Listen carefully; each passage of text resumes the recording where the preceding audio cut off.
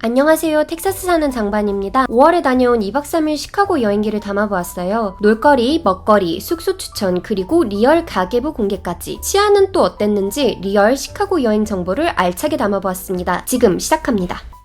시카고 오자마자 제일 먼저 방문했던 곳은 360 시카고 전망대입니다. 360 시카고는 존 행콕 센터 94층에 있는 전망대로 305m 높이에서 시카고 시내와 미시간 호수를 조망할 수 있는 전망대입니다. 목요일 오후 7시 반이라 평일이었거든요. 근데도 30분 넘게 대기를 했습니다. 엘리베이터 안에도 사람이 이렇게 꽉 찼는데요. 영상에서 틸트가 나오고 있었습니다. 틸트는 저렇게 건물 외벽에서 30도 각도로 기울어져 뷰를 볼 수 있는 어트랙션인데요. 틸트를 타는 줄도 진짜 길더라고요.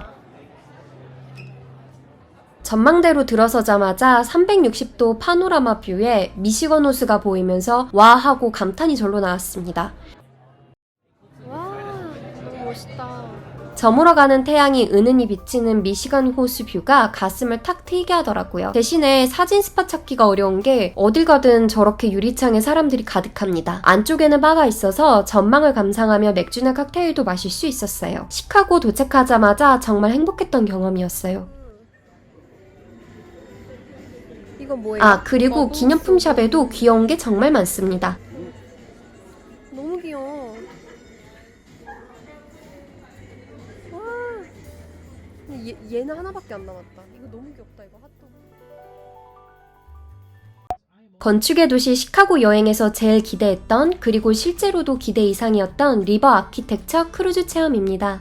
이 영상을 보고 계시는데 아직 예매하지 않으셨다면 당연히 광고는 아니지만 크루즈 예약 강력 추천드립니다. 시카고 강 전 경로를 따라 이동하며 시카고의 멋진 도시 건축물들을 전문가 해설과 함께 구경할 수 있는 크루즈 코스인데요. 50불로 할 수 있는 최고의 경험이었어요. 1871년 시카고 대화재로 시카고는 도시 전체가 불타버렸습니다. 불에 타버린 도시를 재건하며 세계 최초의 고층 건물이 지어지는 등 시카고는 그렇게 근대 건축의 시작과 같은 도시가 됩니다. 각기 다른 사연을 지닌, 그리고 다양한 시대별 건축 양식의 건물들이 조화롭게 섞여있는 시카고의 도시를 배 위에서 보는 건 정말 특별한 경험이었어요. 저처럼 건축에 대해 아무것도 모르시는 분들도 재밌게 즐기실 수 있을 것 같습니다. 다만 5월인데도 시카고 날씨가 2에서 3도라 엄청 추웠어요. 배 위에 있다 보니 코트를 입었는데도 온몸이 덜덜 떨리더라고요. 핫팩 챙겨가시는 걸 추천드립니다.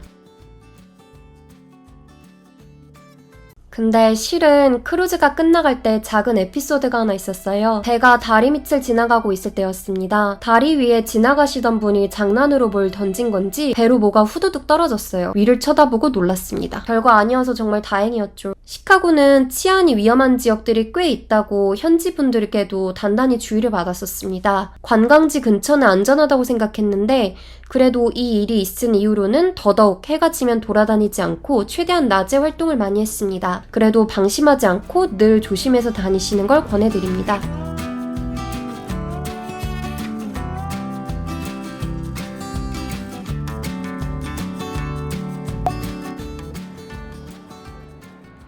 여기 토했네.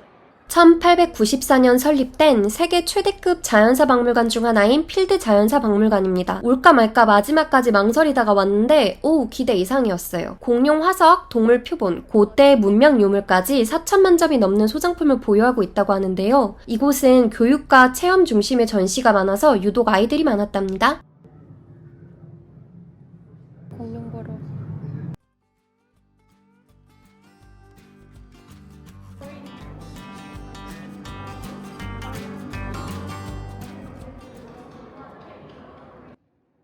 저희가 이곳에 온 이유, 바로 필드 뮤지엄의 시그니처 티라노사우루스를 보기 위해서였습니다.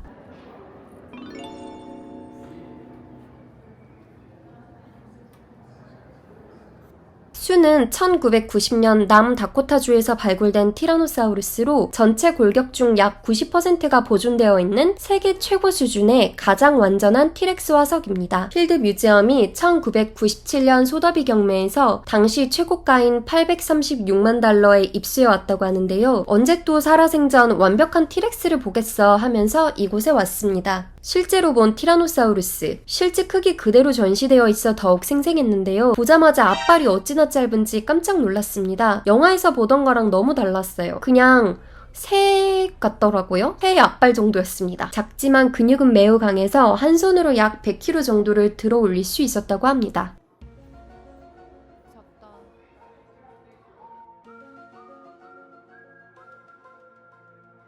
와우. 필드 뮤지엄이 좋았던 게 티라노사우루스 입냄새 맡기 체험부터 실제 소리 듣기 체험까지 체험거리가 정말 많았어요. 입냄새는 와 진짜 막 너무 비리면서도 고약한 꼬린내가 장난 아니었습니다. 냄새 맡아. 아, 다음번에는 시간 여유를 두고 또 올 것 같아요. 시카고에서 뭘 할지 모르시겠다고요? 그냥 걷기만 해도 좋으실 거예요. 오전 7시쯤 일어나서 이렇게 시카고 빈까지 걸어가 보았습니다. 날씨는 쌀쌀했지만 하늘에 물감을 뿌려놓은 듯이 파랗고 구름은 예쁘고 공기마저 좋아서 그림 같은 아침의 시작이었어요. 아침이다 보니 한적해서 사람도 거의 없었고 시카고 빈 앞에서 사진도 마음껏 찍을 수 있었습니다. 오후에 다시 가봤더니 시카고 빈이 안 보일 정도로 사람이 많더라고요. 왜요? 어차피 시간이 좀 풀리니까 공원 한번 간통해서 가볼까? 그래?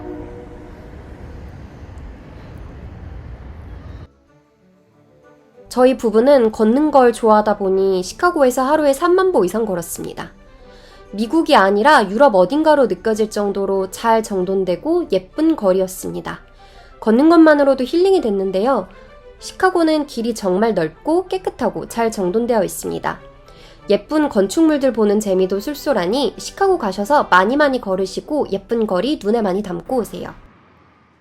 360 시카고 전망대 근처에 늦게까지 하는 식당을 찾다가 우연히 발견한 보석 같은 식당 피제리아 우노입니다. 피제리아 우노는 1943년 시카고 다운타운에 오픈하여 미국식 시카고 피자를 처음 선보인 시카고 피자의 발상지, 진짜 원조집입니다. 정말 기대했던 시카고 피자 맛 설명드릴게요. 갓 구워져 나온 도우가 바삭바삭한 페스츄리 같을 줄 알았는데 전혀 아니었고 오히려 묵직하고 버터향이 많이 났습니다. 포크로 자르면 뚝뚝 늘어나는 고소한 치즈에 걸쭉한 토마토 소스까지 피자보다는 라자냐 파이 느낌이었어요.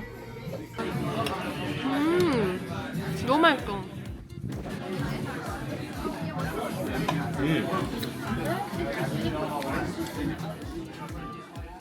이 피제리아 우노 본점은 미국의 전형적인 오래된 가게 특유의 빈티지한 감성이 느껴졌습니다. 야구 경기가 저렇게 틀어져 있고 바에서 손님과 직원분들이 즐겁게 스몰톡을 나누고 계시더라고요.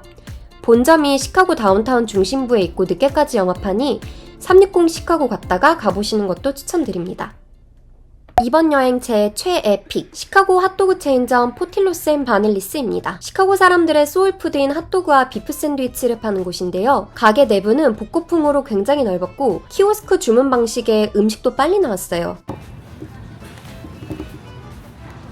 포틸로스 비프 핫도그도 유명하다고 하는데 저는 칠리치즈 도그를 먹었습니다. 시카고 스타일 핫도그의 특징은 무엇일까요? 먼저 케첩이 들어가지 않습니다. 그리고 구운 소세지가 아닌 끓이거나 찐 촉촉한 소세지가 들어가며 빵도 검은 깨가 뿌려진 파피시드 번이었습니다. 먹는 순간 소스에 폭신이 감싸진 소시지가 진짜 한 입에 녹더라고요. 거기에 양파 튀김까지 곁들이니 저희처럼 주머니 사정 가벼운 커플에겐 가격도 저렴하고 든든한 한 끼였습니다. 첫날 밤에 먹은 시카고 피자에 빠져서 마지막 날은 지오다노스라는 곳에 또 시카고 피자 먹으러 다녀왔어요. 여기도 굉장히 시카고 딥디시 피자로 유명한 캐주얼한 분위기의 체인점인데요. 시카고 딥디시 피자는 30분 이상 걸리기 때문에 샘플러를 주문해서 먹으며 기다렸습니다. 저는 개인적으로 우노보다 여기가 더 맛있었어요.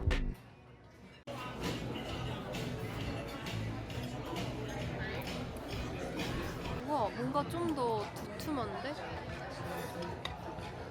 칼로 썰자마자 치즈가 폭탄처럼 흘러나오고 피자 위에 발려진 토마토 소스도 새콤달콤했습니다. 무엇보다 도우가 정말 맛있더라고요. 묵직한 맛은 우노와 비슷했지만 겉은 좀 더 바삭했어요. 겉바속촉 눅진한 도우에 상큼한 토마토 소스, 치즈까지. 지금도 전 또 먹고 싶어요. 시카고 피자 자체가 사람마다 취향을 좀 탈 것 같긴 한데 도전 추천드립니다.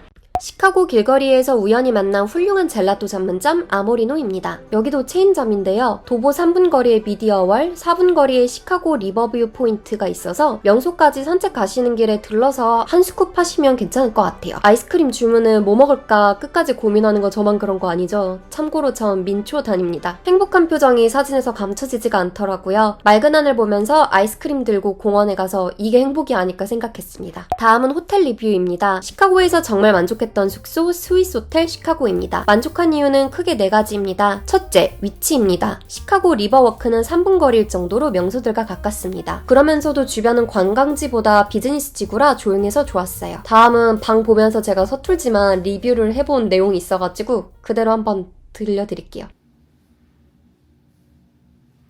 호텔 깔끔하고 안에 욕실이랑 잘 돼 있고요. 욕조도 컨디션이 되게 좋아요. 작은데 있을 게 뭔가 다 있는 느낌? 두 번째, 호텔에서 뷰가 정말 예뻐요. 호텔 구조상 시카고 리버뷰, 고층 빌딩뷰, 미시간 호수뷰를 동시에 확보하고 있는데요. 야경 찍기에도 딱 좋은 통유리 구조였습니다. 세 번째, 가성비입니다. 일단 가격 대비 시카고 기준으로도 객실 크기가 컸고 욕실마저 널찍했습니다. 네 번째, 서비스입니다. 아침에 나가면서 룸 청소를 좀 일찍 받을 수 있을지 여쭤봤는데 머무는 2박 내내 청소도 타월 갈아주시는 것도 너무 빠르고 친절하셨어요. 일단 이 룸키가 너무 센스있고 예쁘게 생겼어요.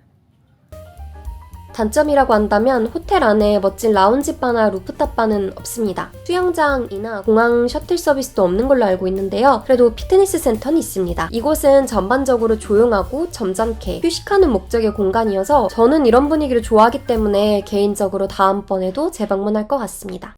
마지막으로 가계부 공개입니다. 저도 퇴사하고 미국 와서 팍팍한 미국 살림이 벌써 9개월째 돈을 열심히 모아서 여행을 다니는 처지로 돈 쓴 거 뭐 자랑이라고 유튜브 올릴 때마다 망설여지긴 해요. 하지만 저처럼 특별한 경험을 위해 시카고 여행을 준비하시는 분들이 많을 것 같아요. 이 영상을 보시는 분들께 도움이 되고자 가감없이 리얼 가계부를 공개합니다. 5월 초 2박 3일로 2인 총 258만원 지출했습니다. 잠을 좀 좋은 곳에서 자려고 해서 숙박비가 많이 들었어요. 생각보다 식비 등의 관광지 물가는 나쁘진 않은 수준이었습니다. 미국에 와서 심심해서 유튜브 채널을 열었지만 나름 일주일 넘게 어떤 내용이 보시는 분들께 더 도움이 될지 고민하면서 여행을 복귀하며 영상을 만들어 봤습니다. 작은 도움이라도 되셨으면 좋겠어요. 도움이 되셨을까요? 도움이 되셨다면 구독과 좋아요도 부탁드리겠습니다. 늘 행복한 하루 보내세요. 감사합니다.